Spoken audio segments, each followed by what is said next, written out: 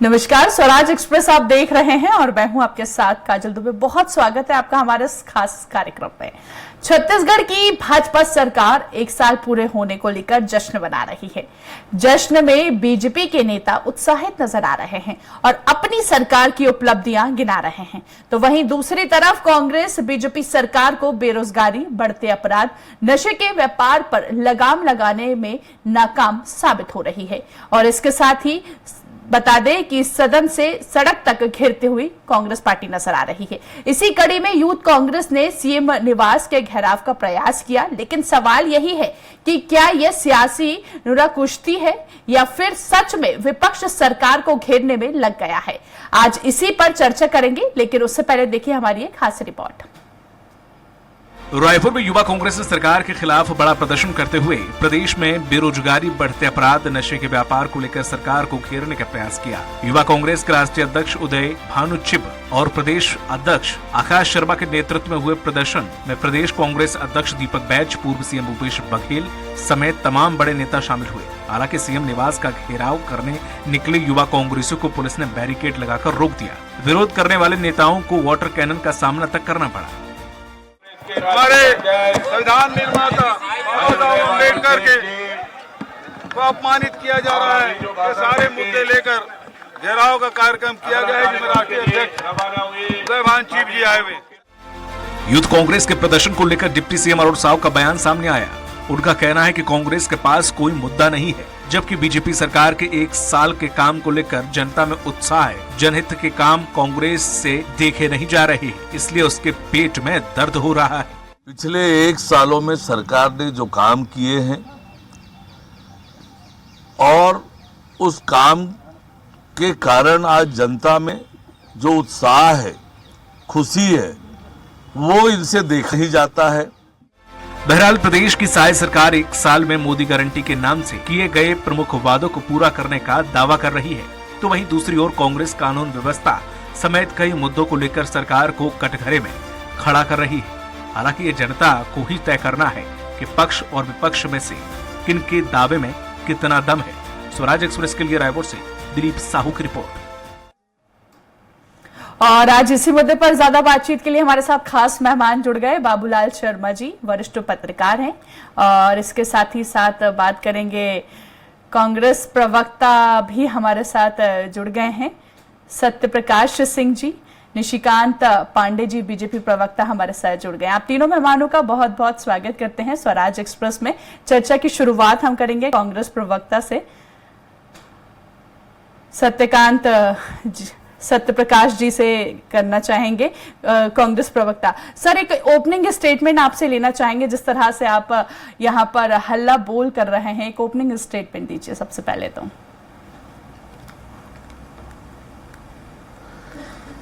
देखिए काजल जी, सबसे महत्वपूर्ण ये चीज है कि ऐसा क्या हुआ है कि 1 साल के अंदर, सरकार का भी 1 साल हुआ है और विपक्ष को अभी 1 साल के अंदर नहीं, उससे 2 महीने पहले देख लीजिए, 6 महीने पहले देख लीजिए, सड़क पे आना पड़ा है। ऐसे 1 साल में क्या हुआ है? देखिए महत्वपूर्ण बात है, हमने जो 5 साल में जो काम किए और ये जो बात करते थे छत्तीसगढ़ को हमने बनाया, हम ही संवारे, दरअसल उस लाइन पे ये नहीं चल रहे, ये उस लाइन पे चल रहा है कि आपने बनाया तो हम बिगाड़ेंगे।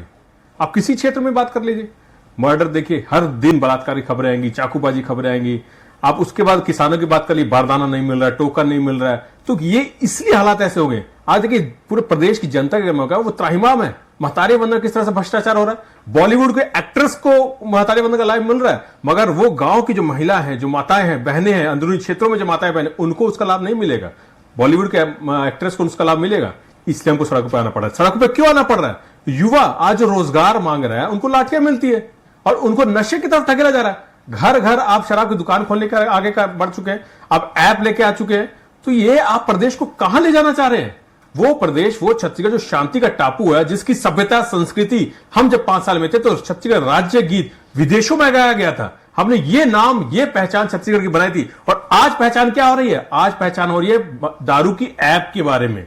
आज पहचान मिल रही है कि यहां पे बारदाना नहीं मिल रहा है। आज पहचान ये हो रही है कि यहां पे बलात्कार दिन प्रतिदिन बढ़ते जा रहे हैं। आज पहचान ये हो रही है कि यहां पे आदिवासियों की जमीनें हड़पी जा रही है, आदिवासियों को खून बहाया जा रहा है। तो छत्तीसगढ़ को आपने 1 साल के अंदर बिगाड़ दिया है। आप बात करने आए थे कि हमने बनाया, हम ही संवारेंगे, मगर आप उस रास्ते पे जा रहे हैं कि आपने बनाया तो हम बिगाड़ेंगे। तो ये एक साल के अंदर इस प्रदेश को कहीं ना कहीं ये उस तरफ लेके जाना चाह रहे हैं जिस तरफ इन्होंने वादा किया था, घोषणा की थी, उस तरफ नहीं लेके जाना चाह रहे। ये कहीं ना कहीं प्रदेश को एक अराजकता की तरफ, अपराध बढ़ रहे उसकी तरफ, बेरोजगारी की तरफ, नशाखोरी उसकी तरफ लेके जा रहे हैं। इसीलिए हमको ये करना पड़ रहा है और जनता ने हमको मैंडेट दिया कि आप विपक्ष में बैठिए, आप हमारी आवाज बनिए, और जनता की आवाज सुनना नहीं चाह रहे। आप देखिए बलौदा बाजार जैसी घटना हो जाती है, पिछले अगर ये छत्तीसगढ़ 24 साल का छत्तीसगढ़ हो गया है, 24 साल में इतनी बड़ी घटना नहीं हुई है जो पूरे देश को शर्मसार किया है। छत्तीसगढ़ में जो घटना हुई है, तो ये हालात कर दिए कि आपको बलौदा बाजार जैसी घटनाएं हो जाती है, आपका वर्धा जैसी घटना हो जाती है, ये हालात कर दिया। और इसीलिए विपक्ष का जो हमारा धर्म बनता है जनता की आवाज उठाना, वो हम उठाएंगे, भले ये सुने ना सुने, मगर इनको सुनना पड़ेगा। उस हद तक हम जाएंगे कि सरकार को सुनना पड़ेगा। चलिए ठीक है। पांडे जी, एक ओपनिंग स्टेटमेंट आपसे भी लेना चाहेंगे। एक तरफ आप एक साल की उपलब्धि गिना रहे थे, दूसरी तरफ अभी आपने सुना कांग्रेस प्रवक्ता ने कहा कि यहाँ पर अपराध, बेरोजगारी कहीं ना कहीं चरम सीमा पर बढ़ती हुई नजर आ रही है। काजल जी, आपको, सत्यप्रकाश जी को, बाबूलाल शर्मा जी को संध्या जवाहर। देखिए, बुझे हुए दीपक की सेना अपनी खोई हुई जमीन को बटोरने की कोशिश कर रही है। अभी सिलेवार से जवाब देता हूं। इन्होंने कहा बेरोजगार, तो काजल जी अभी एक साल भी नहीं हुआ है, 9 महीना 10 महीने की बात हुई है। 0.1% से 0.4% आपका बेरोजगारी दर था। तो ऐसा कौन सा इंडस्ट्री कांग्रेस पार्टी ने खोला था जिसको हमने बंद कर दिया? हाँ, जो कांग्रेसी बेरोजगार हो गए हैं तो योग्यता के आधार पर ही नौकरी मिल सकती। कांग्रेसी होना जरूरी नहीं है, रोजगार का ये पैमाना भी नहीं होता, योग्यता भी नहीं होती। रहा बात अपराध का, तो ये जो आंदोलन आप कर रहे हैं, ये तो आपको उत्तरी जांगड़े के घर के सामने करना चाहिए। ये आपको देवेंद्र यादव के घर के सामने करना चाहिए। ये वो यूथ कांग्रेस के कांग्रेसियों के कार्यकर्ताओं के घर के सामने करना चाहिए जो हर अपराध में सम्मिलित होते हैं।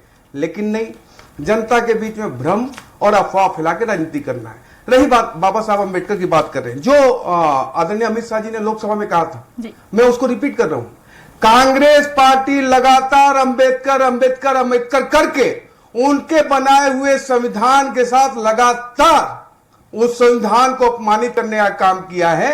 एक सोचिए काजल जी, एक अदना सा सांसद, असाधारण डीएनए का मालिक, कैबिनेट के निर्णय को बकवास बोल के फाड़ देता है और पूरा कैबिनेट उसके पीछे खड़ी हो जाती है। इससे शर्मनाक बात नहीं हो सकती। तुष्टीकरण की प्रकाष्ठा करते हुए, संविधान को बार बार वो करते हुए, कांग्रेस पार्टी को पूरे देश ने देखा इसको। अब बाबा साहब अम्बेडकर का नाम जप रहे हो, जब वो जीवित थे तब और जब वो नहीं है तब लगातार उनको अपमानित करने का काम कांग्रेस पार्टी ने किया। इसमें कहीं कोई किंतु परंतु नहीं है। लेकिन उनकी आड़ में छिप के कांग्रेस पार्टी अगर चाहती है कि तुष्टीकरण की प्रकाष्ठा कर लेगी, तो नहीं।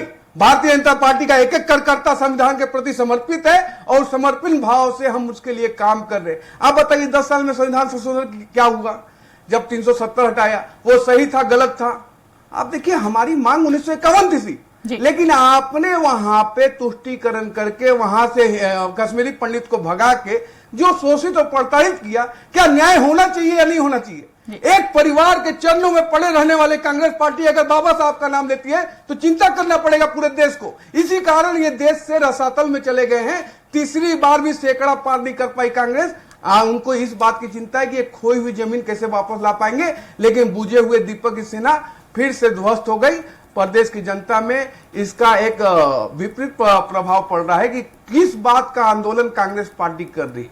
जी काजल, चलिए ठीक है। वरिष्ठ पत्रकार जी का रुख करना चाहूंगी मैं। जी शर्मा जी, आपने दोनों ही प्रवक्ता को सुना, एक ओपनिंग स्टेटमेंट आपसे भी लेना चाहेंगे। देखिए, राष्ट्रीय युवा कांग्रेस के अध्यक्ष इस आंदोलन में शिरकत करते हैं तो निश्चित उसके गंभीरता को दर्शाता है आंदोलन के। एक चीज, दूसरी चीज क्या है कि बेरोजगारी एक ऐसा स्थायी मुद्दा है जो सरकार किसी की भी हो, ये मुद्दा बना रहता है। राष्ट्रीय स्तर पर भी बेरोजगारी का बड़ा मुद्दा वर्षों से बना हुआ है। कोई भी विपक्ष में हो, बेरोजगारी के लिए हिट करती है सरकार। और देखिए, ये आंदोलन का एकदम प्रिय विषय बन चुका है, विपक्ष का बना रहता है, हमेशा बना रहता है। लेकिन प्रदेश के अंदर में जो मामला है वो एक ऐसी स्थिति बन गई है जो एक एडिशन जुड़ गया इसमें। कानून व्यवस्था की बुरी स्थिति जो है वो भारतीय जनता पार्टी की सरकार की बदनामी का बड़ा कारण बन चुकी है और ये मुद्दा बन चुका है। और निश्चित रूप से जो है, जो जनता देख रही है, रोज अखबार के अंदर जो जैसी खबरें देखने को मिलती है, रोज हत्या, चाकूबाजी, लूट, चोरी, बलवा, बलात्कार, ये सारी चीजें जो है वर्तमान सरकार के विरुद्ध जाती। मैं ये नहीं कहता पिछली सरकारों के दौर में ये अपराध नहीं हुआ करते थे, लेकिन कुछ ज्यादा दिखाई दे रहे हैं, प्रतिदिन दिखाई दे रहे हैं। इसलिए जो है वो एक मुद्दा बन गया है और कांग्रेस के हाथ वो लगा है तो उसको उठा रही है। और जहां तक सवाल युवा कांग्रेस के सामने आने का है, तो निश्चित रूप से जो है ये मुद्दा जो है बेरोजगारी से जुड़ा होने के कारण निश्चित रूप से युवा कांग्रेस का विषय है। लेकिन कानून व्यवस्था जो है वो युवा कांग्रेस का विषय जो है वो हो भी सकता है, लेकिन ये बड़े नेताओं के इसका विषय था, लेकिन इसको जोड़ा गया है। और कानून व्यवस्था जो है वर्तमान स्थिति बहुत खराब होने की वजह से उसकी चर्चाएं इस वक्त बहुत ज्यादा है, तो जनता के बीच में कानून व्यवस्था का जो मुद्दा है वो हिट हो जाएगा, इसलिए जो है उस मुद्दे को भी जोड़ा गया है। और ये निश्चित रूप से सरकार के विरुद्ध विपक्ष का हमेशा ऐसा वार किया जाता रहा है। जब सरकार भूपेश बघेल की थी तो भारतीय जनता पार्टी की युवा विंग ने भी ऐसा ही एक बड़ा आंदोलन किया था। जी ठीक है सत्यप्रकाश जी, जब आपकी सरकार थी तब भी इस तरह की स्थिति बनी रहती थी, तब आपने हल्ला बोल क्यों नहीं किया, तब आपने प्रदर्शन क्यों नहीं किया? काजल जी देखिए, मेरे को थोड़ा समय दीजिएगा, मैं जवाब दूंगा जी। देखिए अभी निशिकांत पांडे जी बात कर रहे हैं हमारी सरकार की। देखिए मैं आपको सिलसिला बताना चाहूंगा जी। एक एक वर्ग की मैं आपको याद दिला देता हूं कि किसान से मैं शुरू करता हूं। किसान की बात उन्होंने की, किसानों को 3100 देने की बात की थी, आज 2300 रुपए दे रहे हैं। हमारे कार्यकाल में कितना था, 2800 रुपए तक हमने दिया था।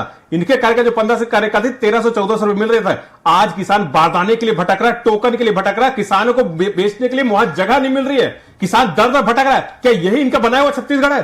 रोजगार पे आ जाता हूं, 1 लाख रोजगार प्रति वर्ष के 5 साल में देने की बात थी, मतलब 20,000 प्रति वर्ष।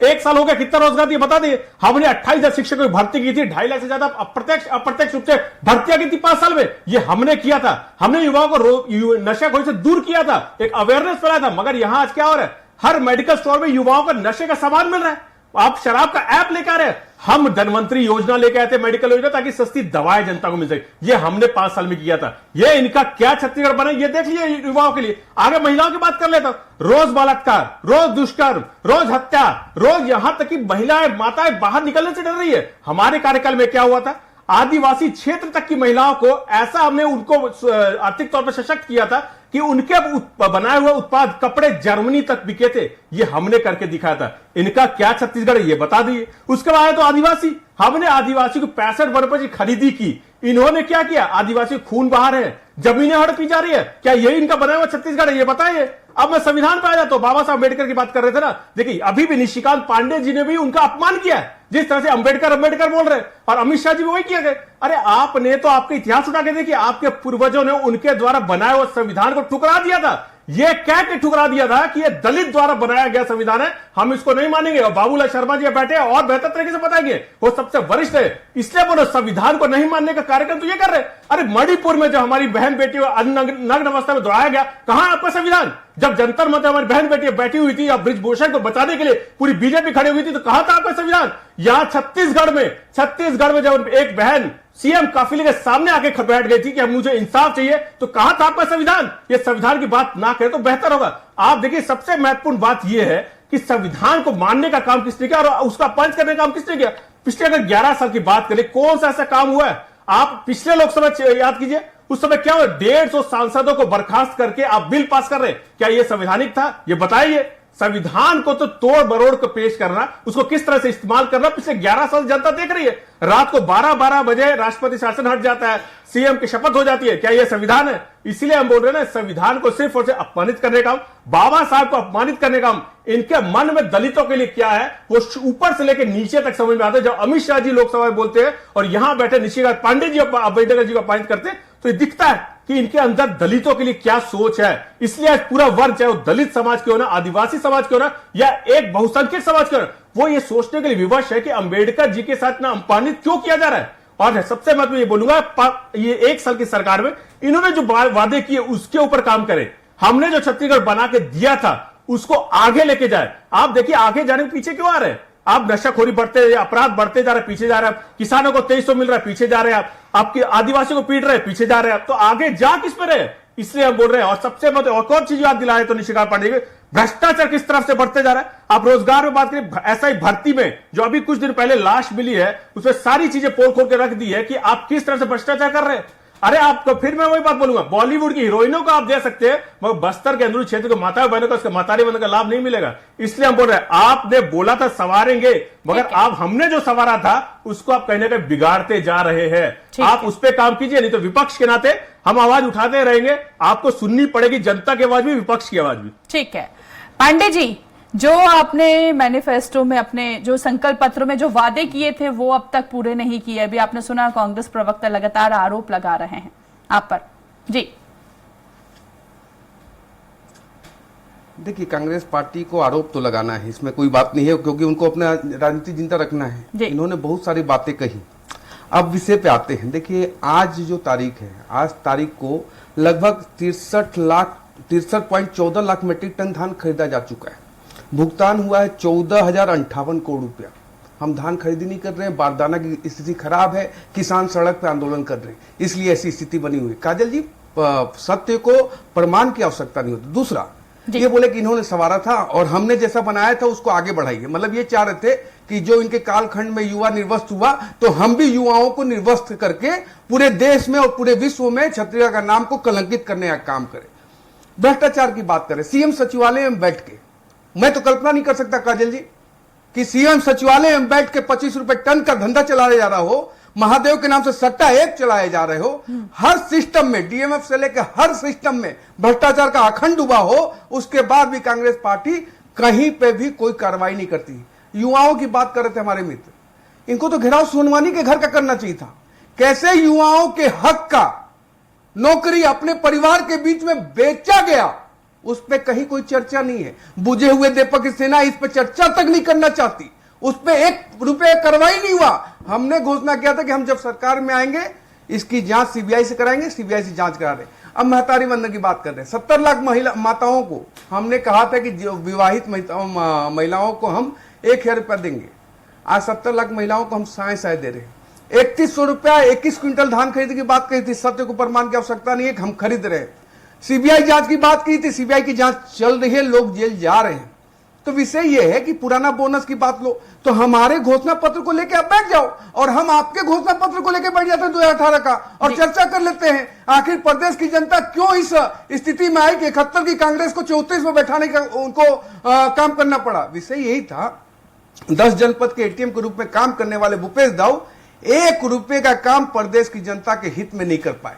प्रदेश की जनता के हित में काम करते तो आज उनको ये आंदोलन करने की आवश्यकता नहीं होती, आज वो सिस्टम में बैठे होते। लेकिन भ्रष्टाचार का पूरा सिंडिकेट सीएम सचिवालय से चलाया गया और आज कांग्रेस पार्टी उसको जस्टिफाई करने की बात कर रही है। तीसरा महत्वपूर्ण विषय, इन्होंने कहा कि मैं भी यहां बैठ के दलित का अपमान कर रहा हूं। मैंने किसी दलित का अपमान नहीं किया। मैंने स्पष्ट रूप से कहा कांग्रेस पार्टी लगातार अंबेडकर करके उनको अपमानित करती रही, उनके बनाए हुए संविधान को तोड़ती रही, मरोड़ती रही, यहां तक कि उसके आत्मा प्रेमबल में भी संशोधन करके पूरे देश को आपातकाल में डाल के संशोधन किया गया था। यह बाबा साहब का अपमान नहीं था। एक सवाल खाली काजल जी आपके माध्यम से कांग्रेस पार्टी से पूछना चाहता हूं, क्या कांग्रेस पार्टी कह सकती है कि बाबा साहब अंबेडकर से ज्यादा ज्ञानवान कांग्रेसी कोई हो? एक भी कांग्रेसी नहीं है। यहां तक कि उनको हराने के लिए नेहरू जी स्वयं प्रचार करने गए, वो कांग्रेसी आज हमको बताते हैं कि बाबा साहब का सम्मान कैसे करना है। चलिए, आपसे हमको नहीं सीखना बाबा साहब का सम्मान करना। बाबा साहब हमारे हृदय में बसते हैं, उनको माथे पे लेके चलते हैं हम। लेकिन भारतीय जनता पार्टी के कार्य और कांग्रेस पार्टी के कार्य को देख लीजिए। 10 साल का मूल्यांकन कर लिए 2004 से 14 और 14 से 24 का, आपको अंतर समझ में आ जाएगा कि संविधान के प्रति सम्मान कैसे व्यक्त किया जाता है। जी काजल जी, सत्यप्रकाश जी, 1 साल ही हुआ है, अभी 4 साल भी बाकी हैं और जैसा कि आप कह रहे हैं, अभी जैसे कि बीजेपी प्रवक्ता ने बताया कि 70 लाख महिलाओं को उनका लाभ मिल रहा है इस योजना का। सीबीआई की जांच लगातार हो रही है, आप आरोप लगा रहे हैं और अभी उन्होंने जो प्रश्न किया था उसका उत्तर भी दे दीजिए।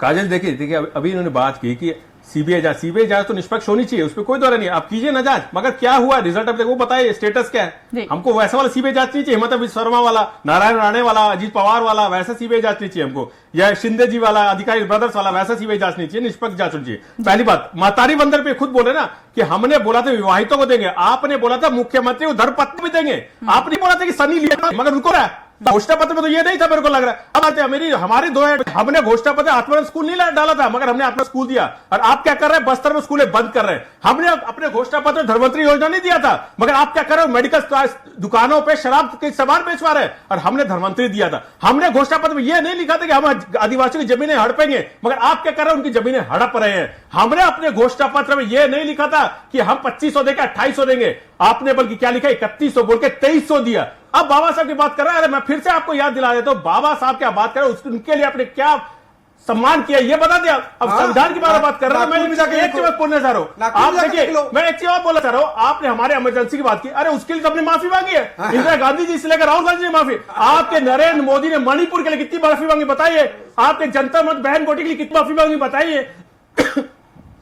इसलिए मैं बोलना चाह रहा हूं, यहां पे विष्णु देसाई जी ने क्या माफी मांगी बताइए, 500 में सिलेंडर नहीं मिल रहा बताइए, अरे वही तो बोला ना, भ्रष्टाचार, आपके एक मंत्री पर भ्रष्टाचार का आरोप लगा कि नहीं लगा, आपने अरे फिर वही बात, अरे आपके मंत्री पर लगा कि नहीं लगा, खाद्य मंत्री पर पूछ के आइए पहले, आप टंकरा वर्मा जी पे आरोप लगा कि नहीं लगा, आरोप लगाया कि नहीं लगा, आरोप लग जांच क्यों नहीं करा, आरोप लगना अलग विषय है, आप जांच क्यों नहीं करवाया, आपने बल्कि निलंबित करवा दिया। नहीं किस बात, मोदी जी ने माफी मांगी मणिपुर के लिए बताइए, जनता मत बहन बेटी के लिए माफी मांगे बताइए, आप उन्नाव के लिए माफी मांगे बताइए, कठुआ के लिए माफी मांगे बताइए, यहाँ पे आदिवासियों की जमीनें हड़पी जा रही है उसके लिए माफी मांगी क्या बताइए। संविधान को किस तरह से इस्तेमाल किया जा रहा है, इनसे सीखिए कैसे तोड़ा मरोड़ा जाता है। इसलिए हम बात कर रहे हैं, सिर्फ और सिर्फ अम्बेडकर बोलने से नहीं, उनके लिए आपको सम्मान दिखाना पड़ेगा। यह दिखता है कि आपके मन में क्या है दलितों के लिए, अंबेडकर जी के लिए, जो आपका इतिहास है कि हम अंबेडकर के बनाए हुए संविधान को नहीं मिला अपनाएंगे। उनके संविधान को आपने दिल्ली में जलाया था 1952, याद कीजिए, आपने जलाया तो उनके द्वारा बनाए हुए संविधान को, ये आपका इतिहास है, उसको थोड़ा पढ़िए, उसको समझिए। ये आपके पूर्वजों की गलती थी, मगर आज तक माफी नहीं मांगी, हमने तो माफी मांगी, मैं भी यहाँ बैठ के माफी मांग रहा हूँ इमरजेंसी के लिए, तो आपने कब माफी मांगी बताइए। इसलिए हम बोल रहे हैं कि अरे बाबा साहब के लिए सम्मान दिखाइए और यहाँ छत्तीसगढ़ के लिए काम कीजिए। जो आपने बोला था वो मिला नहीं है, 2 साल के बोनस भी सिर्फ आपने बोला क्या मिला क्या, वो भी जनता देख रही है, किसान भी देख रहा है। चलिए ठीक है, पांडे जी जी बोलिए।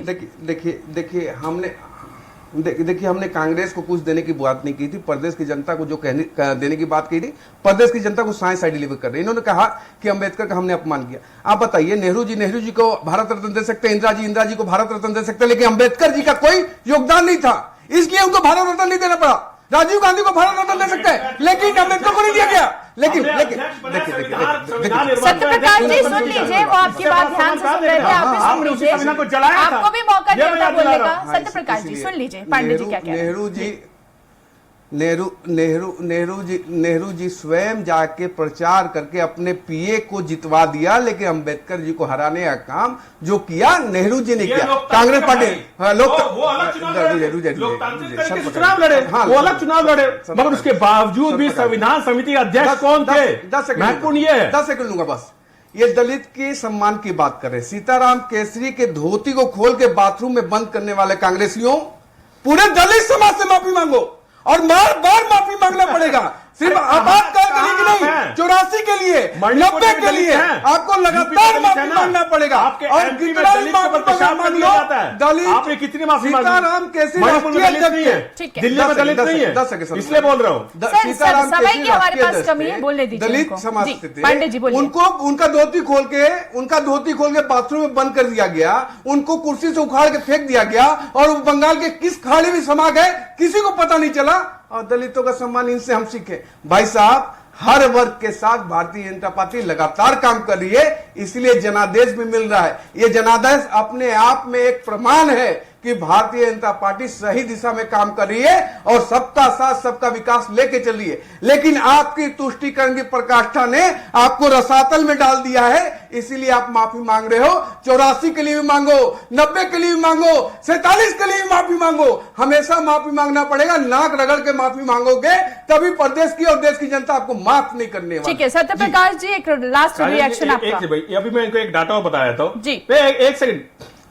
एक काजल जी इनको ये बता दे, तो एक साल सरकार के 1 साल हो गया ना, और अगर 6-8 महीने इनकी केंद्र सरकार के हो गए, पिछले 6-8 महीने केंद्र सरकार की बात करो, 65 से ज्यादा घटनाएं हुए दलितों के खिलाफ। क्यों हुए ऐसे बताइए? पिछले 10 साल में दलितों के खिलाफ कितने पे 88% मामले जीते। अरे आपको वही तो बता रहा हूं कि दलितों के खिलाफ कितने घटनाएं हो रही है आपके कार्यकाल के बाद हो रही है। 65 दलितों का अपराध हो गया। अरे 6 महीने 8 महीने में बोल रहा हूं, दलितों के खिलाफ अपराध 10 साल के अंदर 88% मामले जो दलितों के खिलाफ है। दलितों के खिलाफ क्या सुन लीजिए, वही बोल रहा हूँ। इससे बोला दलितों के खिलाफ, अल्पसंख्यकों के खिलाफ मामले क्यों बढ़ रहे हैं, घटना क्यों बढ़ रही है, ये महत्वपूर्ण चीज है ना। अगर आपके अंदर इतना प्यार होता, इतना सम्मान होता तो ये घटना नहीं होनी चाहिए थी। चलिए ठीक है। एक लास्ट रिएक्शन शर्मा जी, वरिष्ठ पत्रकार हमारे साथ जुड़े हुए हैं। सर, आपका लेना चाहेंगे, आपने दोनों प्रवक्ता को सुना, अपने अपने दावे यहाँ पर पेश करते हुए नजर आए। क्या लगता है जिस तरह से दावे यहाँ पर दोनों प्रवक्ता पेश करते हुए नजर आए, जिस तरह से आपने बातें सुनी, इस पर जनता पर कितना असर नजर आ सकता है? एक तरफ क्योंकि बीजेपी उपलब्धि गिना रही है, दूसरी तरफ कांग्रेस का हल्ला बोल आप देख ही रहे हैं। देखिए, अन्य विषय जिस पर चर्चा कर रहे हैं प्रवक्ता, वो उनका विषय है। मैं आज का जो विषय है बेरोजगारी और कानून व्यवस्था पर प्रदर्शन किया गया, उस पर बात करता हूँ कि देखिए, सरकार जो भी हो, सरकारें प्रयास करती हैं, लेकिन बेरोजगारी दूर करने के प्रयास में जो काम करते हैं वो हो नहीं पाता, असफल होता है। जैसे मैं आपको बताऊं कि बेरोजगारी दूर करने का तरीका यह है कि उद्योग आए यहाँ पर, बड़े बड़े काम यहाँ पर हों, निवेश आए यहाँ पर, हजारों करोड़ के निवेश एमओयू की अखबारों में फोटो छपती है, हमने भी देखी है बहुत बार, पिछली सरकारों में भी देखी है, कांग्रेस सरकारों में, और डॉक्टर रमन सिंह के दौर में 15 साल में भी देखा है। खूब एमओयू हुए, 800 करोड़ के, 500 करोड़ के, 1000 करोड़ के, बहुत सुने, बहुत देखे। ये भी खबर आई कि साइकिल की फैक्ट्री खुलेगी, मोटरसाइकिल की फैक्ट्री खुलेगी रायपुर में, मेड इन रायपुर का सिक्का लगेगा, लेकिन आज तक जो है ऐसी कोई भी फैक्ट्री कोई बताए कि यहाँ पर आई हो, जमीन पर वो उसका मुद्दा आया हो, जिसके आने से प्रदेश में बड़ा रोजगार का अवसर बना हो, कोई बता दे मुझे। एक ऐसा, दोनों प्रवक्ता भी बैठे हैं, वो बता दें कि उनकी सरकार के दौर में कौन सा ऐसा बड़ा फैक्ट्री या बड़ा कारखाना आ गया जिससे रोजगार उत्पन्न हुआ हो। नहीं है, ये एक कमी है। दूसरी चीज क्या है, कानून व्यवस्था का मुद्दा जो है, आप एसएसपी या डीजीपी बदल लें, यही डीजीपी थे कांग्रेस शासन काल में, तब इतना बुरा हाल क्यों नहीं था, क्यों चर्चा इतनी नहीं होती थी। अब ऐसा क्या कमजोरी हो गई कि यही व्यक्ति जो है वो संभाल नहीं पा रहे हैं। ये समझना पड़ेगा कि कहाँ गड़बड़ी हो रही है, सोचने का विषय है। हालांकि अभी 4 साल का समय है भारतीय जनता पार्टी सरकार के पास में सब सुधारने का, उसके सामने ये सारे मुद्दे आ रहे हैं, उसमें सुधार देखने में आ सकता है, ऐसा हम मान के चलते हैं। बिल्कुल शर्मा जी, अब देखना होगा आखिर कितना इंप्रूवमेंट इन 4 सालों में देखने को मिलता है। आप तीनों मेहमानों का बहुत बहुत शुक्रिया हमसे बातचीत करने के लिए और कांग्रेस का हल्ला बोल के इस खास मुद्दे पर बातचीत करने के लिए। तो देखिए, एक तरफ बीजेपी जो है 1 साल की उपलब्धि कहीं ना कहीं गिनाती हुई नजर आ रही है, हालांकि बीजेपी के पास अभी 4 साल और हैं, लेकिन दूसरी तरफ लगातार जिस तरह से बेरोजगारी बढ़ रही है और इसके साथ ही साथ कहीं ना कहीं अपराध बढ़ते हुए नजर आ रहे हैं, तो ऐसे कांग्रेस लगातार आरोप लगा रही है। अब देखना होगा कि इन आरोपों में कितनी सच्चाई है और जो बीजेपी के पास 4 साल बचे हुए हैं उसमें किस तरह का परिवर्तन छत्तीसगढ़ में देखने को मिलता है। फिलहाल इस पेशकश में इतना ही। देखते रहिए स्वराज एक्सप्रेस। नमस्कार।